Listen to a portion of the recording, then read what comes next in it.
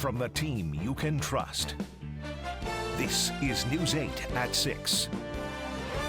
Good afternoon, and thank you for joining us on the web today. The Bills are preparing to take on their rival tonight at Orchard Park. Our sports director Thad Brown has more. For now, the snow is slowed down to almost nothing, and the field behind me is mostly clear. That was not the case most of today, though. The snow has been varying in intensity all morning long, and snow removal crews have been here in Orchard Park from as early as 7 a.m. inside this stadium, trying to stay ahead of all the falling snow. But for now, as you can see behind me, not much is left. The crew's still kind of sweeping off the last few bits of snow, and even some shoveling going on in the stands right now. In terms of the football side for the Bills, wide receiver Cole Beasley has been elevated to the active roster. He is expected to make his Bills debut tonight. This is a game the Bills probably should win. They've been the better team lately. The Dolphins have been flailing, and here in the cold and snow of Orchard Park, this is not what you would think would be their environment. We'll see if the snow continues later tonight. The forecast is certainly a high chance of that happening, but for now, everything is calm here at Highmark Stadium. Inside the Buffalo Huddle at Highmark Stadium from Orchard Park, I'm Thad Brown. All right, thank you for that report, Thad. And speaking of the weather, meteorologist Christine Gregory joining us now for a check of that snow. Christine. Yeah, well, in terms of snow during the game, especially during kickoff, it does look like that they're catching a brief break in the snow, but the chances are only going to go up as the game goes on, as that lake effect band makes a shift more to the south. But this is definitely going to be one of the more wintry games that the Bills have had. Temperatures in the 20s, the likelihood of snow showers throughout the game is definitely going to make for that classic Rochester Buffalo feel here. Locally, though, again, this is lake effect, so places like Rochester not really seeing a whole lot. Just a couple of really light flurries, especially on the western edge of Monroe County, but the closer you get to places like Batavia, into Buffalo, we've got heavy lake effect snow that will continue to fall.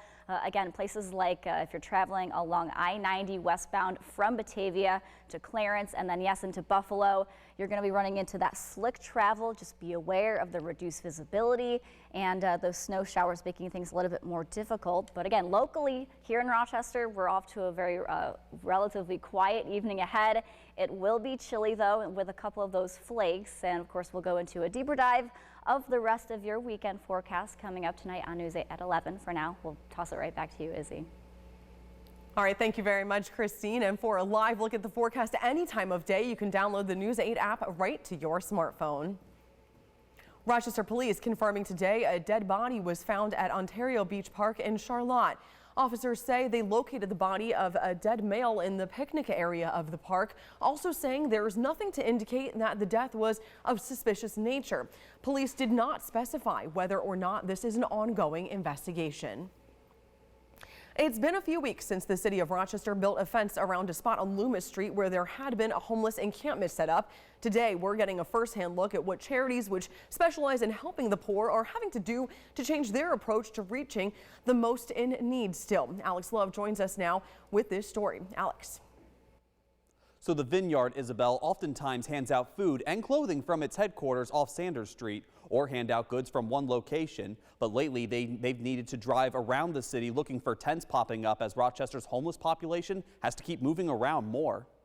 We were given a first-hand look at one off of a 490 exit on the west side of the city, where more people have come and gone in temporary shacks or set up new tents. Sister Marcia Allen, the executive director of the Vineyard, and her team have relied on word of mouth for directions from other homeless people they come across to get guided to where people are staying and what they need.